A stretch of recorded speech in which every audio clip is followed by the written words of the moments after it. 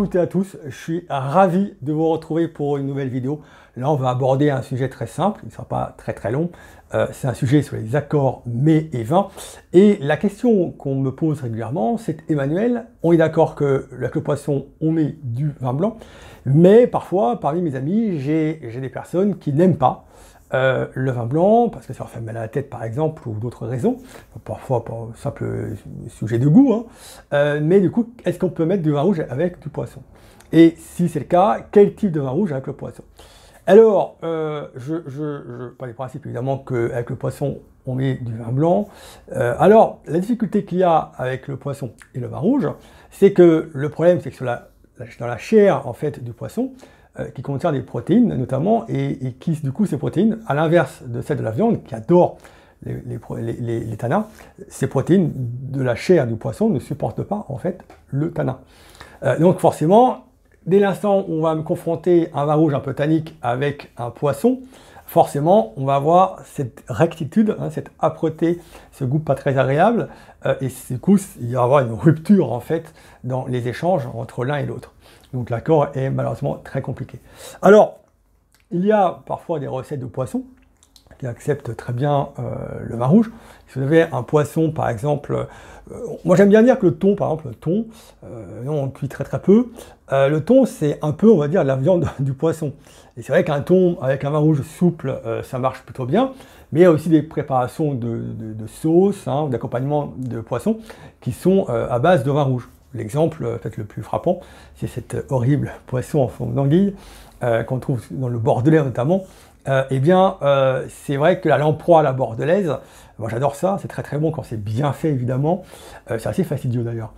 Mais du coup avec une sauce vin rouge, là du coup le vin rouge a toute sa place. Donc évidemment avec une lamproie à la bordelaise, moi je conseille de partir sur un vin rouge un petit peu tannique. On peut aller sur des premières côtes de Bordeaux, on peut partir sur les Saint-Émilion aussi, pourquoi pas. Sur des vins qui n'ont pas forcément vu trop de bois, sur des vins qui sont assez juteux avec un petit peu de tanin, ça marche très bien puisque la sauce va laver, nettoyer, va mouiller un petit peu le tanin et ça marchera vraiment très bien pour un accord évidemment avec la sauce qui est une sauce vin rouge, l'accord est superbe.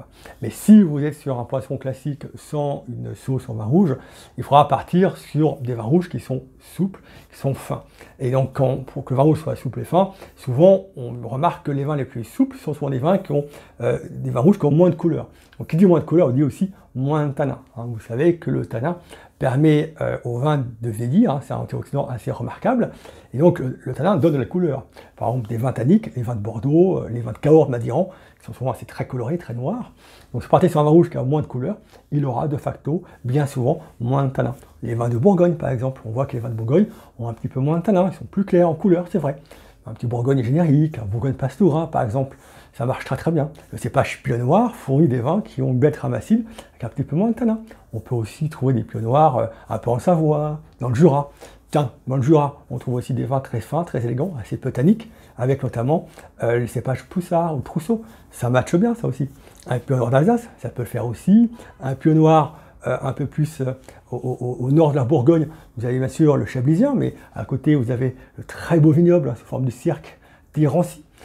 On trouve également d'autres Pinots Noirs en Champagne, dans la région, les coteaux champenois, les Bousies, les rosés dressés, hein, des vins rouges très souples, ça marche bien. Donc si vous avez en plus des vins qui sont un petit peu évolués dans le temps, après quelques années, le tanin va se fondre davantage. Donc le Sancerre rouge, par exemple, ça peut matcher pas mal. Des beaux Pinots Noirs comme ça. Si vous avez en plus des vins qui ont entre 5 ans, 10 ans, parfois même 15 ans, là on aura des vins qui seront beaucoup plus souples, beaucoup plus fins, qui auront très peu de tanin, qui moins seront fondus. Et ça, c'est très bon avec un poisson. Ça peut le faire pour des personnes qui n'aiment pas le vin blanc. Ce serait dommage de s'en priver.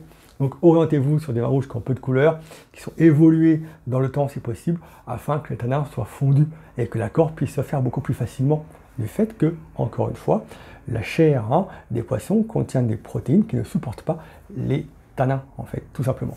Donc voilà, orientez-vous sur ce type de vin, sur des vins qui sont très digestes, très souples, très fins, et là, vous allez pouvoir vous faire plaisir si vous voulez accompagner vos amis qui n'aiment pas le vin blanc avec le poisson. Ça peut se faire. Voilà, j'espère qu'en tout cas, cette petite vidéo d'astuce va vous permettre de vous aider à mieux accorder votre éventuellement vin rouge avec le poisson pour des personnes qui n'aiment pas le vin blanc. Voilà, merci en tout cas de votre attention. N'hésitez pas encore une fois à liker, à commenter et à vous abonner sur la chaîne YouTube, mais aussi sur le blog de Sommelier pour être tenu au courant des prochains articles à venir. Merci beaucoup et à bientôt. Au revoir.